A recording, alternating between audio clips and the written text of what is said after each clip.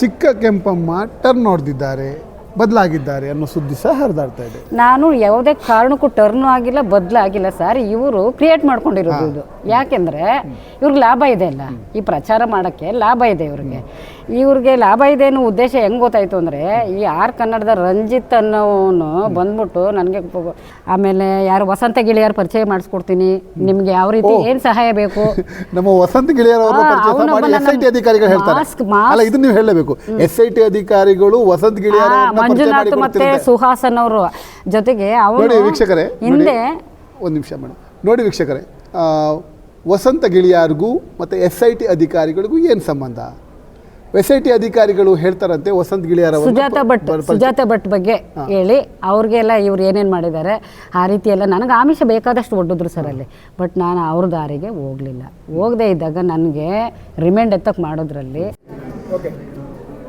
ನಮಸ್ತೆ ಸ್ನೇಹಿತರೆ, human rights news ಕನ್ನಡಕ್ಕೆ ಎಲ್ಲ ನಮ್ಮ ವೀಕ್ಷಕರಿಗೆ ಪ್ರೀತಿಪೂರ್ವಕವಾದ ಸ್ವಾಗತ. ನಮ್ಮೊಂದಿಗೆ ವಿಶೇಷ ಅತಿಥಿ ಜಾಯ್ನ್ ಆಗಿದ್ದಾರೆ, ಚಿಕ್ಕ ಕೆಂಪಮ್ಮನವರು. ಚಿಕ್ಕ ಕೆಂಪಮ್ಮನವರ ಪರಿಚಯ ನಿಮಗೀಗ ಮಾಡಬೇಕಾದ ಅಗತ್ಯ ಇಲ್ಲ, ಸಾಕಷ್ಟು ಮಾಧ್ಯಮಗಳಲ್ಲಿ ಅವರು ಸುದ್ದಿಯಾಗಿದೆ. ಏನು ಸೌಜನ್ಯ ಪ್ರಕರಣಕ್ಕೆ ಸಂಬಂಧಪಟ್ಟು ಸೌಜನ್ಯನನ್ನು ಅಪಹರಣ ಮಾಡುವ ಸಂದರ್ಭದಲ್ಲಿ ನಾವು ನೋಡಿದ್ದೇವೆ ಅಂತ ಸಾಕ್ಷಿ ಹೇಳಿದವರು.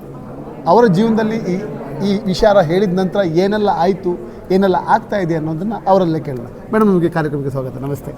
ನಮಸ್ತೆ ಸರ್. ಈಗ ಸೌಜನ್ಯದ ಪ್ರಕರಣದ ಸಾಕ್ಷಿಯಾಗಿ ನೀವು ಏನು ಮುಖಕ್ಕೆ ಬಟ್ಟೆ ಮುಚ್ಕೊಂಡಿದ್ರಿ, ತೆಗೆದು ಓಪನ್ ಆಗಿ ಹೊರಗಡೆ ಬಂದಿದ್ದೀರಿ. ಸರ್, ನಾನು ಮುಖಕ್ಕೆ ಬಟ್ಟೆ ಮುಚ್ಕೊಂಡಿರೋ ಉದ್ದೇಶ ಅಂದರೆ, ನಾನು ಮುಚ್ಕೊಳ್ಳೋಂಥ ಅವಶ್ಯಕತೆ ಇರಲಿಲ್ಲ ನನಗೆ.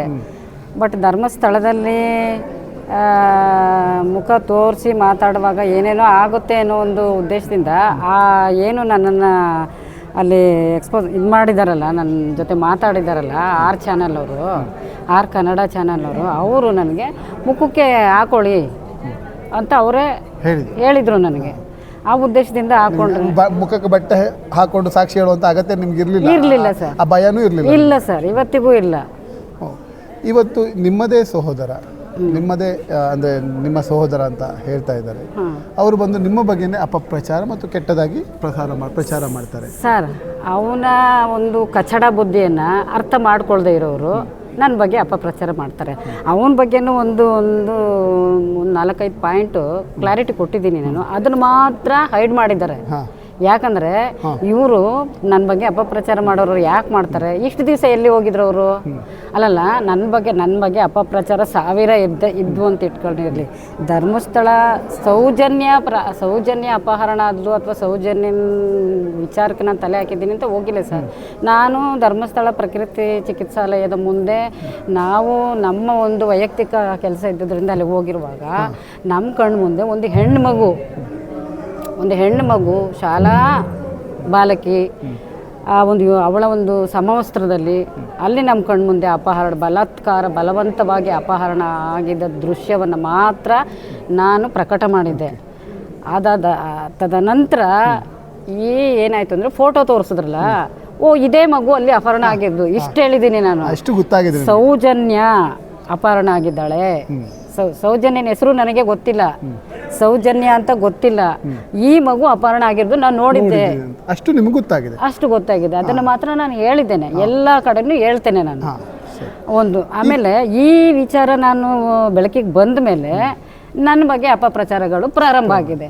ಈಗ ಅವನು ಜೀವಂತವಾಗಿದ್ದಾನಲ್ಲ, ಅಲ್ಲಿಂದ ಈಗ ಸಮಾಧಿಯಿಂದ ಎದ್ದು ಬಂದಿಲ್ಲ. ಅವನು ಜೀವಂತವಾಗಿರೋನು ಹಿಂದೆ ನನ್ನ ಬಗ್ಗೆ ಆಗಿರೋ ಅಪಪ್ರಚಾರಗಳನ್ನು ಸಂಬಂಧಪಟ್ಟ ಅಧಿಕಾರಿಗಳು ಕೊಡ್ಬೋದಾಗಿತ್ತಲ್ಲ, ಅದನ್ನು ಬಹಿರಂಗ ಪಡಿಸ್ಬೋದಾಗಿತ್ತಲ್ಲ.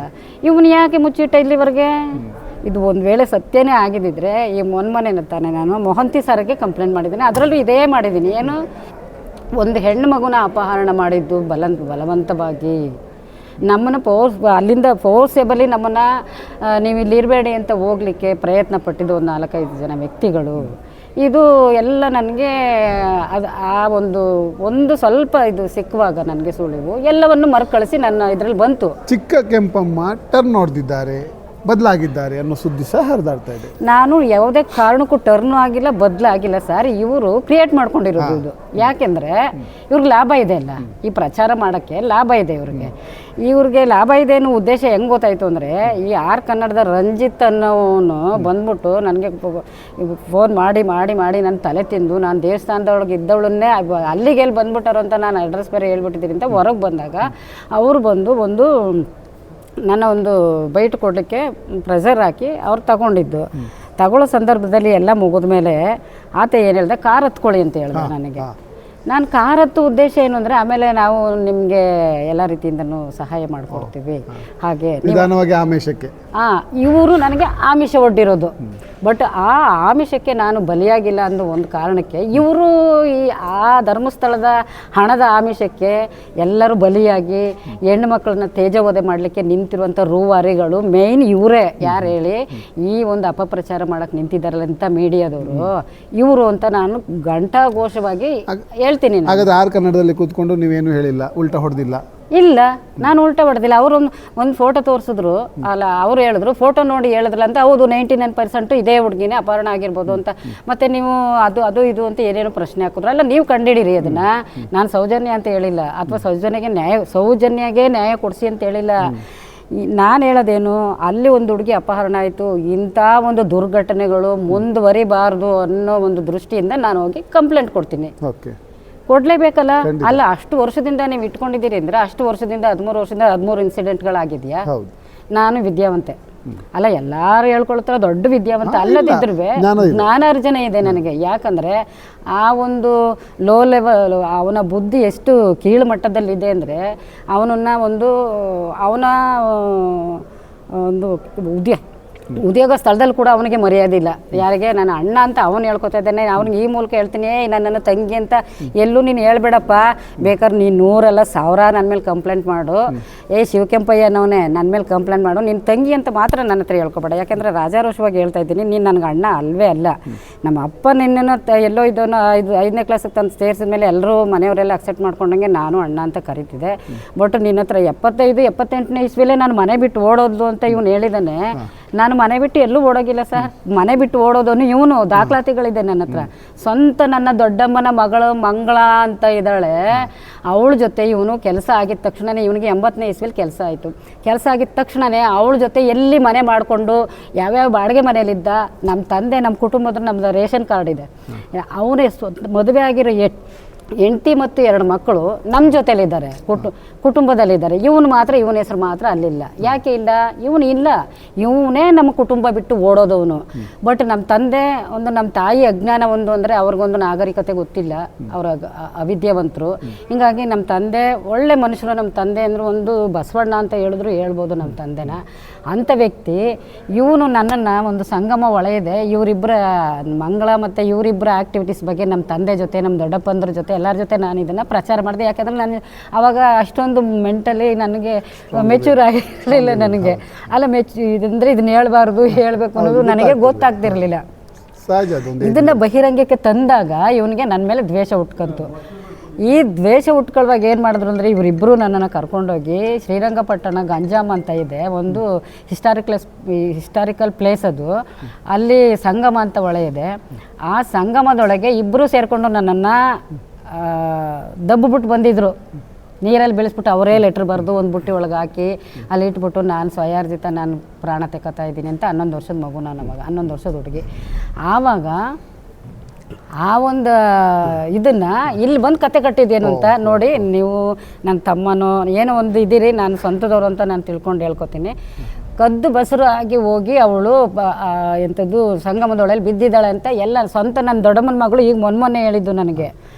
ಈ ಥರ ಎಲ್ಲ ಪ್ರಚಾರ ಮಾಡಿದ್ದವನು ಅಂತ ಎಲ್ಲ ಹೇಳಿದ್ರು. ನನಗೆ ಗೊತ್ತೇ ಇರಲಿಲ್ಲ ಅವಾಗ. ಇಲ್ಲಿ ಬಂದು ಎಲ್ಲ ಈ ಥರ ಪ್ರಚಾರ ಮಾಡಿದ್ದೇನೆ ನಾನು. ಆ ಥರ ಹಂಗೆಲ್ಲ ಆಗಿದ್ದಿದ್ರೆ ಈಗ ಯಾಕೆ ಬದುಕಿರ್ತಿದ್ದೆ?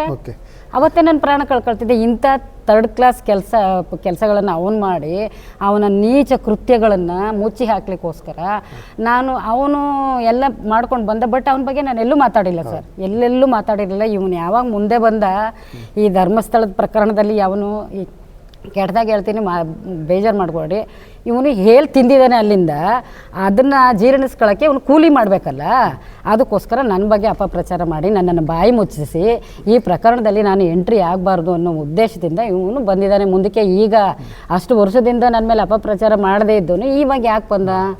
ಅದ್ರಲ್ಲಿ ಪಾಯಿಂಟ್ ಇದೆ ಇಲ್ಲ, ಅದರಲ್ಲಿ ಷಡ್ಯಂತ್ರ ಇದೆ. ಷಡ್ಯಂತ್ರ ಇವ್ರು ಮಾಡ್ತಾ ಇರೋದು. ಆ ಷಡ್ಯಂತ್ರದ ಭಾಗವಾಗಿ ನಾನು ಹೋಗಿಲ್ಲ. ಜೊತೆಗೆ ನನ್ನ ಹಿಂದೆ ಯಾರೋ ಇದ್ದಾರೆ ಅಂದರೆ ಇವ್ರು ನಿಜವಾಗ್ಲೂ ಸಾಚ ಅಪ್ಪನಿಗೆ ಹುಟ್ಟಿರೋರು ಆಗಿದ್ದರೆ ಈ ಚಾನೆಲ್ ಅವರು ಇವರು ಅವ್ರನ್ನ ಈಗಲೂ ಹೇಳ್ತೀನಿ, ಶತಮುಟ್ಟಾಳ್ರಲ್ಲ ಶತಕೋಟಿ ಮುಟ್ಟಾಳ್ರು ಅಂತಲೇ ಹೇಳ್ತೀನಿ ನಾನು. ಆಮೇಲೆ ಆಗಿದ್ರೆ ಇವ್ರು ತನಿಖೆ ಮಾಡಲಿ ಸರ್. ನನಗೆ ಎಲ್ಲಿಂದ ಕಾಸು ಬಂದಿದೆ, ಕಾಸಿನ ಅಂಶಕ್ಕೆ ನಾನು ಭಿಕ್ಷೆ ಬೋಡಿ ಇನ್ನೊಬ್ರ ಹತ್ರ ಕಾಸು ತಗೊಂಡು ಜೀವನ ಮಾಡ್ದಲ್ಲ ಸರ್. ನಾನು 3 ವರ್ಷದ ಮಗುವಿನಿಂದಲೂ ಬರೀ ನೋವಲ್ಲೇ ಬೆಳೆದಿರೋಳು. ಒಂದು ರೀತಿಲಿ ತಾಯಿ ಪ್ರೀತಿ ಇಲ್ಲ, ಇನ್ನೊಂದು ರೀತಿಲಿ ಆಶ್ರಯ ಇಲ್ಲ, ಇದೇ ರೀತಿಲಿ ಬೆಳೆದು ಬಂದವಳು ನಾನು. ನನ್ನ ಸ್ವಯಾರ್ಜಿತದಿಂದ ನಾನು 91ರಲ್ಲಿ SSLC ಪಾಸ್ ಮಾಡಿದ್ದೀನಿ ನೋಡಿ. ನನಗೆ ಇವಾಗ 63ನೇ ವರ್ಷ ನಡೀತಾ ಇದೆ. 91ರಲ್ಲಿ ಎಷ್ಟು ವರ್ಷ ಸರ್ ನನಗೆ? ವಯಸ್ಕಳ ಆಗಿರುವಾಗ ನನ್ನ ಒಂದು ಇದರಲ್ಲಿ ಹೋಗಿ ನಾನೇ ಆಶ್ರಮಕ್ಕೆ ಹೋಗಿ ಅಲ್ಲಿ ಇತ್ಕೊಂಡು ಸ್ವತಃ 2 ಮಕ್ಕಳಾಗಿದ ಮೇಲೆ ಸ್ವತಃ ಸ್ಕೂಲ್ಗೆ ಅಟೆಂಡ್ ಆಗಿ ನಾನು ಎಕ್ಸಾಮ್ ಬರೆದಿದ್ದೀನಿ. ಇವನು ಹೇಳ್ತಾನೆ ಎಲ್ಲೋ ಕರೆಸ್ಪಾಂಡೆನ್ಸ್ ಮಾಡಿಸ್ಕೊಂಡು ಆನ್ ದ ಟ್ರಯಲ್ಲು ಗಂಡನ ಚಾಕು ಹಾಕಿ ಇರಿದ್ಬಿಟ್ಟು ಜೈಲಲ್ಲಿದ್ದಾಗ ಆನ್ ದ ಟ್ರಯಲಲ್ಲಿ ಹೋಗಿ ಅವಳು ಕರೆಸ್ಪಾಂಡೆನ್ಸ್ ಮಾಡಿಸಿ ಏನೇನೋ ಬೊಗಳ್ತಾ ಇದ್ದಾನೆ ಅವನು. ಇದನ್ನೆಲ್ಲ ತನಿಖೆ ಮಾಡಿಸ್ಲಿ ಸರ್. ಇದು ಸತ್ಯನೇ ಆಗಿದ್ದಿದ್ರೆ, ಇದು ಸಾಚನೇ ಆಗಿದ್ದಿದ್ರೆ ಇದ್ರ ಬಗ್ಗೆ ತನಿಖೆ ಮಾಡಿ ಅವನದೇ ಸತ್ಯನ ಕ್ಲಾರಿಟಿ ಕೊಡಲಿ ನಮಗೆ. ಈಗ ನಿಮ್ಮ ಅಣ್ಣನ ವಿಚಾರ, ಅವರು ಮಾಡಿದ ಅಪಪ್ರಚಾರದ ಬಗ್ಗೆ ನೀವೊಂದು ಸುದೀರ್ಘವಾಗಿ ಒಂದು ಹೇಳ್ಕೊಂಡು ಹೋಗ್ತೀರಿ. ಆದರೆ ಇಲ್ಲಿ ಒಂದು ಪ್ರಶ್ನೆ ನಾನು ಕೇಳಲೇಬೇಕಾಗತ್ತೆ ನಿಮಗೆ. SITಗೆ ಹೋದ ಅನುಭವವನ್ನು ಸಾಕಷ್ಟು ಸಾರಿ ನೀವು ನಮ್ಮ ಮಾಧ್ಯಮದಲ್ಲೂ ಹಂಚ್ಕೊಂಡಿದ್ದೀರಿ, ಬೇರೆ ಬೇರೆ ಮಾಧ್ಯಮದಲ್ಲಿ ಹಂಚ್ಕೊಂಡಿದ್ದೀರಿ.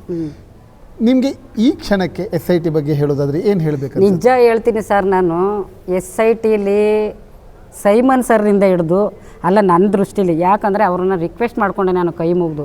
ಸರ್ ನಾನು ನಿಮ್ಮ ದೃಷ್ಟಿಯಲ್ಲಿ ಇರೋದನ್ನ ಹೇಳಿ, ಸತ್ಯ ಏನಿದೆ ಅದನ್ನ. ಸರ್ ನಾನು ಬೆಳಗ್ಗೆಯಿಂದ ನನ್ನನ್ನು ಕೂಡ ಹಾಕೊಂಡವ್ರು ಇವರು, ನನಗೆ ಊಟ ಸಹ ಕೊಟ್ಟಿಲ್ಲ, ನನ್ನನ್ನು ಹೊರಗಡೆ ಬೀಳ್ತಾ ಇಲ್ಲ, ಜೊತೆಗೆ ನನಗೆ ಎಲ್ಲ ವೈಬ್ರೇಟಿಂಗ್ ಆಗ್ತಾ ಇದೆ, ಕಣ್ಣು ಆಪ್ರೇಷನ್ ಆಗಿದೆ, ನನ್ನ ಬಿಟ್ಬಿಡೋಕೆ ಹೇಳಿ ನಾನು ಹೋಟ್ಲಲ್ಲಿ ಹೋಗಿ ಏನಾದರೂ ತಿನ್ಕೊಂಡು ಬರ್ತೀನಿ, ತದನಂತರ ಕಮೆಂಟ್ಸ್ ಮಾಡಲಿ ಇವರು ಅಂತ ಹೇಳಿದ್ರೆ, ಪೊಲೀಸ್ ಅಂದಮೇಲೆ ಅದೆಲ್ಲ ಹಾಗೇ ಇರೋದು ಕಣಮ್ಮ. ಅಂದರೆ ಇವರು ಏನು ಮಾಡ್ತಾ ಇದ್ದಾರೆ ಅಲ್ಲಿ? ಈಗ ನೀವು ಸಾಕ್ಷಿಯನ್ನು ವಿಚಾರಣೆ ಮಾಡೋ ರೀತಿಯಲ್ಲಿ ಮಾಡಲಿಲ್ಲ, ಆರೋಪಿಯನ್ನು ಇಲ್ಲ. ಹೌದು, ನನ್ನ ಆರೋಪಿ ಥರನೇ ಅಲ್ಲಿ ಕೂಡಿ ಹಾಕಿದ್ರು, ಮತ್ತು ಆರೋಪಿ ಥರನೇ ಟ್ರೀಟ್ ಮಾಡಿದ್ರು. ಫಸ್ಟ್ ಏನು ಮಾಡಿದ್ರು ಅಂದರೆ, ಇವ್ರ ದಾರಿಗೆ ನಾನು ಬರ್ತೀನಿ ಅಂತ ಹೇಳಿ ಅವರದ್ದೇ ಆದ ಒಂದು ಏನು ದಾಟಿ ಇದೆ ನನ್ನನ್ನು ಅವ್ರ ಕಡೆ ಸೆಳ್ಕೊಳ್ಳೋಕ್ಕೆ. ಆ ರೀತಿಯೆಲ್ಲ ಆಮಿಷ ಒಡ್ಡಿದ್ರು ನನಗೆ. ಆಮೇಲೆ ಆ ಮಂಜುನಾಥ್, ನಿಮಗೂ ಸಹ ಆಮಿಷ ಒಡ್ಡಿದ್ದಾರೆ? ಹೌದು ಸರ್, ನನಗೆ ಆಮಿಷ ಒಡ್ಡಿದ್ದಾರೆ. ಮತ್ತೆ ಟೈಮು ಆಮಿಷ ಒಡ್ಡಿ ಅದೇನು ಮಾಡ್ದೇನೆ ಹೊರಗಡೆ ಬಂದು ನಿಂತ್ಕೊಂಡು ನನ್ನ ಹತ್ರ ನಾನು ಅಲ್ಲಿ ಬಂದು ನಿಂತ್ಕೊಂಡಾಗ ಒಂದು 10 ಅಥವಾ 20 ಮಿನಿಟ್ಸು ನನ್ನ ಜೊತೆ ಆ ಮಂಜುನಾಥ್ ಗೌಡ ಮಾತಾಡಿದ್ದಾನೆ. ಆಮೇಲೆ ಅವನು ಪರಿಚಯ ಮಾಡ್ಕೊಂಡಿದ್ದಾನೆ ನನಗೆ. ಅವ್ನ ಪರಿಚಯ ಗೊತ್ತಿರಲಿಲ್ಲ. ಅವ್ರದ್ದು ತಾತನ ಫ್ಯಾಮಿಲಿ ಇದೆಯಲ್ಲ, ಅದು ನಮ್ಮ ಮನೆ ಎದುರುಗಡೆನೆ, ಅಂದರೆ ನಮ್ಮ ತಂದೆ ಸೌದೆ ಡಿಪೋ ಇಟ್ಟಿದ್ರು, ಆ ಎದುರುಗಡೆ ಮನೆಯೇ ಅವ್ರದ್ದು ಮನೆ. ಇಂಥದ್ದು ಹೆಸರು ಬೇಡಿ ಪಾಪ ಅವ್ರು ಇಲ್ಲ ಇವಾಗ. ಅವರು ಎಂಥ ಸುಸಂಸ್ಕೃತವಾದ ಕುಟುಂಬದವರು ಅಂದರೆ, ಇವನೊಬ್ಬ ಕಚಡ ವರ್ಸ್ಟ್, ಇವನ ಬಗ್ಗೆ ಕೇಳೋಕ್ಕೆ ಆಗಬಾರ್ದು ಎಂತಂತ ಮಾತಾಡಿದ್ದಾರೆ. ನಾನು ಅವ್ನ ತಾಯಿ ಸಮ ಇದ್ದೀನಿ.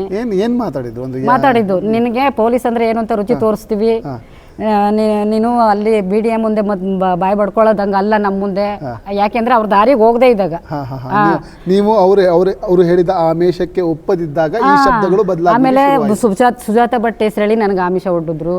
ಆಮೇಲೆ ಯಾರು ವಸಂತ ಗಿಳಿಯಾರ್ ಪರಿಚಯ ಮಾಡಿಸ್ಕೊಡ್ತೀನಿ, ನಿಮ್ಗೆ ಯಾವ ರೀತಿ ಏನ್ ಸಹಾಯ ಬೇಕು. ನಮ್ಮ ವಸಂತ ಗಿಳಿಯಾರ್ SIT ಅಧಿಕಾರಿಗಳು ಹೇಳ್ತಾರೆ, ಅಲ್ಲ ಇದನ್ನ ನೀವು ಹೇಳಬೇಕು. SIT ಅಧಿಕಾರಿಗಳು ವಸಂತ ಗಿಳಿಯಾರ್, ಮಂಜುನಾಥ್ ಮತ್ತೆ ಸುಹಾಸನ್ ಅವರು ಜೊತೆಗೆ ಅವರು. ವೀಕ್ಷಕರೇ ಹಿಂದೆ ಒಂದು ನಿಮಿಷ ಮೇಡಮ್ ನೋಡಿ ವೀಕ್ಷಕರೇ, ವಸಂತ ಗಿಳಿಯಾರ್ಗೂ ಮತ್ತು SIT ಅಧಿಕಾರಿಗಳಿಗೂ ಏನು ಸಂಬಂಧ? SIT ಅಧಿಕಾರಿಗಳು ಹೇಳ್ತಾರಂತೆ ವಸಂತ ಗಿಳಿಯಾರ್ ಸುಜಾತ ಭಟ್ ಬಗ್ಗೆ ಹೇಳಿ ಅವ್ರಿಗೆಲ್ಲ ಇವ್ರು ಏನೇನು ಮಾಡಿದ್ದಾರೆ ಆ ರೀತಿ ಎಲ್ಲ ನನಗೆ ಆಮಿಷ ಬೇಕಾದಷ್ಟು ಒಡ್ಡಿದ್ರು ಸರ್ ಅಲ್ಲಿ. ಬಟ್ ನಾನು ಅವ್ರ ದಾರಿಗೆ ಹೋಗದೇ ಇದ್ದಾಗ ನನಗೆ ಮತ್ತೆ ಇನ್ನೊಂದು ಅವ್ರ ದುರುದ್ದೇಶ ಏನಿತ್ತು ಅಂದರೆ, ನನ್ನ ಅನಿಸಿಕೆ ಪ್ರಕಾರ ಆವಾಗ ನನಗೆ ಫ್ಲ್ಯಾಶ್ ಆಗಲಿಲ್ಲ, ಹೊರಗಡೆ ಬಂದಮೇಲೆ ಫ್ಲ್ಯಾಶ್ ಆಗಿತ್ತು. ಈ ಮಂಜುನಾಥ್ ಗೌಡ ಅಂದರೆ ನಮ್ಗೆ ಪರಿಚಯ ಇರೋರ ಮೊಮ್ಮಗ ಇವನು. ಈ ಕಚಡ ಇದು ಏನು ಮಾಡ್ತು ಅಂದರೆ, ಈ ನಮ್ಮ ಈಗ ಹೇಳ್ತಿದ್ದಾನಲ್ಲ ನನ್ನ ಬಗ್ಗೆ ನನ್ನ ಹಿಸ್ಟ್ರಿ ತೆಗಿತಾ ಇದ್ದಾನಲ್ಲ ಕಳ್ಳ ಹಿಸ್ಟ್ರಿ ಫೇಕ್ ಹಿಸ್ಟ್ರಿ ತೆಗಿತಾ ಇದ್ದಾನಲ್ಲ ಅವರು ಲಿಂಕ್ ಮಾಡಿದ್ದಾರೆ. ಆ ಜೊತೆಗೆ ಇನ್ನೊಬ್ಬ ಇದ್ದಾನೆ, ಒಬ್ಬ ಭಿಕ್ಷುಕಿ ಮಗನ ನಮ್ಮ ತಂದೆ ಒಂದು 20 ರೂಪಾಯಿ ಕೊಟ್ಟು ಅವ್ರ ಹತ್ರ ಒಂದು ಬಬ್ಬನ ಕೊಂಡ್ಕೊಂಡಿದ್ರು ಅಂತ ಹೇಳಕ್ಕಲ್ಲ, ಪಾಪ ಆ ಅಮ್ಮನ ಪರಿಸ್ಥಿತಿ ಹೆಂಗಿತ್ತೇನೋ ಅವ್ರು ಕೊಟ್ಬಿಟ್ಟು ಹೊರಟೋಗಿದ್ರು. ಅವನೀಗ ಒಂದು ಪತ್ರಕರ್ತ ಆಗಿ ಕೆಲಸ ಮಾಡ್ತಾ ಇದ್ದಾನೆ, ಅವನು ಇವ್ರ ಮಧ್ಯದಲ್ಲಿ ಇದ್ದಾನೆ. ಇವರೆಲ್ಲ ಸೇರ್ಕೊಂಡು ಏನು ಮಾಡಿದ್ರು ಅಂದರೆ, ನಾನು ಸಣ್ಣದ್ರಿಂದಲೂ ಒಂದು ಹಠ ಛಲಕ್ಕೆ ಬಿದ್ದು ನನ್ನ ಸ್ವಯಾರ್ಜಿತದಿಂದ ನಾನು ಸ್ವಂತ ಬದುಕಿ ಒಂದು ಒಳ್ಳೆ ದಾರಿಯಲ್ಲಿ ನಡೆದಿದ್ದೀನಿ ಸರ್. ನನ್ನನ್ನು ಇನ್ನೊಬ್ಬರು ಮಗಳ ನಮ್ಮ ತಂದೆ ನನ್ನನ್ನು ಅಪ್ರಿಷಿಯೇಟ್ ಮಾಡಿ ಅವ್ರು ಸಾಯೋವರೆಗೂ ನನ್ನ ಜೊತೆ ಇದ್ದೀನಿ.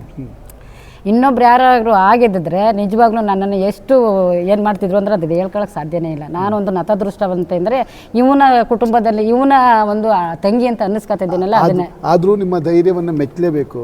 ಯಾಕಂದರೆ ಇಡೀ ಸರ್ಕಾರಗಳು ಅವರಿಗೆ ನತಮಸ್ತಕವಾಗಿದೆ, ಇಡೀ ವ್ಯವಸ್ಥೆ ಅವರಿಗೆ ನತಮಸ್ತಕವಾಗಿದೆ. SIT ಒಂದು ರೀತಿಯಲ್ಲಿ ಅದು SIT ತನಿಖೆ ಮಾಡ್ತಾ ಇದೆಯೋ ಇನ್ನೇನು ಮಾಡ್ತಾ ಇದೆಯೋ ಅಂತ ಗೊತ್ತೇ ಆಗ್ತಾ ಇಲ್ಲ. ಇನ್ನು ಅದು ಅವರು ತಿಳಿಸ್ಬೇಕಾಗತ್ತೆ. SIT ಬಗ್ಗೆ ನಿಗೂಢವಾದ ಒಂದು ಮನಸ್ಥಿತಿ ನನಗಿದೆ. ಯಾಕಂದ್ರೆ ಅಲ್ಲಿ ಸೈಮನ್ ಅನ್ನೋರು ಒಬ್ಬರೇ ಅಧಿಕಾರಿ ಅಂತ ಅನ್ನಿಸ್ಕೊಂಡವ್ರು ಇದ್ದವರು, ಇನ್ನಿಬ್ರು ಸುಹಾಸು ಮಂಜುನಾಥ್ ಗೌಡನವರು, ಇವ್ರು 3 ಜನದ ಒಂದು ಏನು ಮನಸ್ಥಿತಿ ಒಂದೇ ಇದ್ದಿದ್ದು ಸರ್. ಮನಸ್ಥಿತಿಯಲ್ಲಿ ಬದಲಾವಣೆ ಇರಲಿಲ್ಲ. ಯಾಕಂದ್ರೆ ವ್ಯಕ್ತಿಗಳು ಮಾತ್ರ ಬದಲಿದ್ರು. ಯಾಕಂದ್ರೆ ಅದನ್ನ ನಾವು ಯಾರು ಹೋಗಿ ಅಲ್ಲಿ ಘಟನೆಗಳು ನಡೆದ ಬಗ್ಗೆ ಏನು ದೂರು ಕೊಡ್ತೀವೋ ಅದನ್ನು ತೀರ್ಚಕ್ಕೆ ಮಾತ್ರ ಅವರಲ್ಲಿ ಇದ್ದಿದ್ದು. ಮತ್ತು ಅವ್ರಿಗೆ ಅವ್ರ ದಾರಿಗೆ ಹೋದವ್ರಿಗೆ ಹೆಲ್ಪ್ ಮಾಡಿ ಅವ್ರ ದಾರಿ ಸೆಳ್ಕೊಳಕ್ಕಿದ್ರು. ಇಲ್ವಾ ಅವ್ರ ದಾರಿಗೆ ಹೋಗ್ಲಿಲ್ವಾ, ಚಿನ್ನೆಯಿನ ಥರ ಇವ್ರಿಗೂ ಏನಾದ್ರು ಮಾಡಿ ಅವ್ರನ್ನೇ ಅವ್ರ ಮೇಲೆ FIR ಹಾಕಿ ಅವ್ರನ್ನೇ ಆರೋಪಿ ಮಾಡಿ ಅವ್ರನ್ನ ಒಂದು ಏನು ಇನ್ನೊಂದು ಪೊಲೀಸ್ ಕಸ್ಟಡಿನೋ ಜೈಲ್ ಕಸ್ಟಡಿನೋ ಅಥವಾ ಕೇಸೋ ಇನ್ನೊಂದು ಮಾಡೋಕ್ಕೆ ಅವರು ಪ್ರಿಪೇರ್ ಆಗಲ್ಲಿ ಕೂತಿದ್ರು. ಹಾಗಾದ್ರೆ SIT ಇಲ್ಲಿ ಯಾವುದೇ ಥರದ ತನಿಖೆ ಮಾಡ್ಲಿಕ್ಕೆ ಬಂದಿಲ್ಲ? ಚಾನ್ಸೇ ಇಲ್ಲ. 100% ಕೊಡ್ತೀನಿ ಸರ್. SIT ಅಲ್ಲಿ ನೋಡಿ ಸರ್, ಯೋಗ್ಯತಾ ಒಬ್ಬ ಮನುಷ್ಯ ಅಧಿಕಾರಿ ಅನ್ನೋರು ಅಲ್ಲಿ ಯಾರೂ ಇರಲಿಲ್ಲ. ಇನ್ನೊಂದು ವಿಚಾರ ಏನು ಗೊತ್ತಾ ಸರ್, SIT ಅಲ್ಲಿ ನಾನು ವರದಿ ಎಲ್ಲ ಕೊಟ್ಟ ಮೇಲೆ ಅದು ಹೇಗೆ ಹೊರಗಡೆ ಬಂತು, ಅದು ಇಂಪಾರ್ಟೆಂಟ್ ಆಗುತ್ತೆ. ಹೇಗೆ ಬಂತು ಸರ್ ಅದು? ಅವರಲ್ಲಿ ಇನ್ವಾಲ್ವ್ ಆಗಿಲ್ಲ. ಈ ಕಚಡ ಈಗ ಕೊನೆಯದಾಗಿ ಕೇಳೋದು ಮೇಡಮ್ ನಿಮ್ಮ ಹತ್ರ, ನೀವು ಈ ಸೌಜನ್ಯ ಅಥವಾ ಈ ಪ್ರಕರಣಕ್ಕೆ ಅಂದ್ರೆ ಸಾಕ್ಷಿ ಸೌಜನ್ಯ ಅನ್ನೋದು ಸರ್ ನಮಗೆ ಗೊತ್ತಿರಲಿಲ್ಲ. ನಮಗೆ ಗೊತ್ತಾಗಿದೆ, ಫೋಟೋ ನೋಡಿ ಎಲ್ಲ ಪ್ರಚಾರ ಆಗ್ತಾ ಇರುವಾಗ ಇದೇ ಹುಡುಗಿ ಸೌಜನ್ಯ ಗೊತ್ತಾಗಿದೆ, ಅದಕ್ಕೋಸ್ಕರ ಹೆಸರು ಬಳಸಿ ಕೇಳ್ತಾ ಇದ್ದೀರಿ.